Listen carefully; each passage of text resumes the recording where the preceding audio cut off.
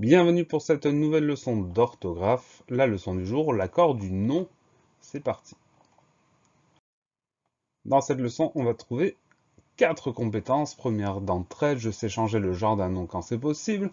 Deuxième, je sais écrire le pluriel des noms courants.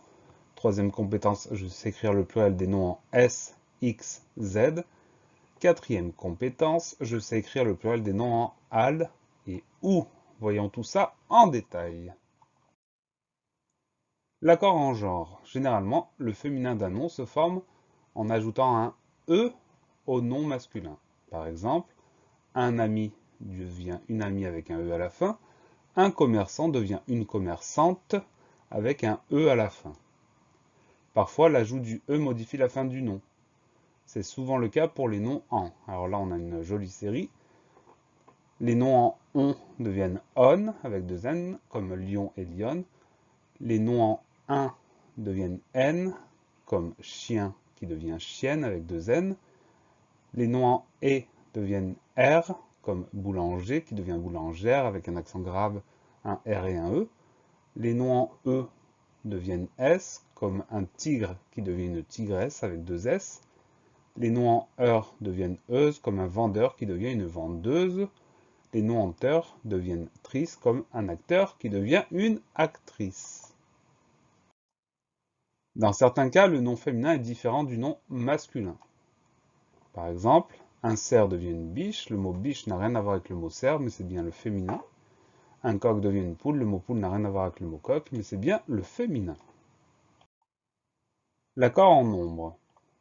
Généralement, le pluriel d'un nom se forme en ajoutant un S au nom singulier, mais il y a de nombreuses règles particulières et exceptions.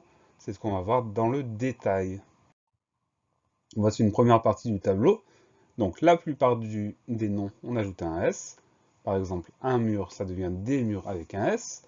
Attention, les noms en OU, la règle dit qu'on ajoute un S, un clou, des clous avec un S, sauf qu'il y a une liste de mots qui sont des exceptions pour lesquels on va ajouter un X. Donc il y a 7 noms qu'il faut retenir.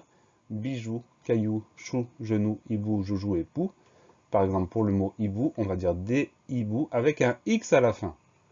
Les noms en O, EAU, O, AU, E, EU, la règle c'est qu'on ajoute un X. Par exemple, un seau devient des seaux avec un X, un feu devient des feux avec un X. Attention, il y a quelques exceptions.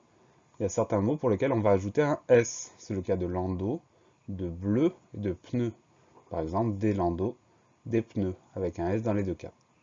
Allez, on continue avec les règles.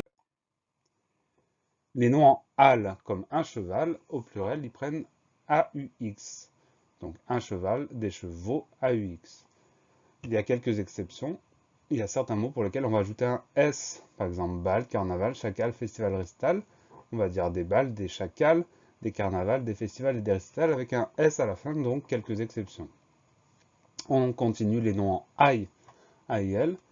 Pour les mettre au pluriel, on va ajouter un S, un éventail, des éventails avec un S à la fin. Il y a des exceptions, il y en a même 7. Il y a certains noms en aïe qui vont se transformer avec AUX à la fin. Un bail des beaux, un corail des coraux, un émail des émaux, un soupirail des soupiraux, un travail des travaux, un ventail des vantaux, un vitrail des vitraux. Ce sont des mots qui sont plutôt rares, sauf deux d'entre eux, un corail des coraux et un travail des travaux. Allez, dernière partie, les noms en S, X et Z. On ne change rien, ça veut dire que comme il y a déjà un S, un X ou un Z au singulier, on ne va rien ajouter pour avoir le pluriel.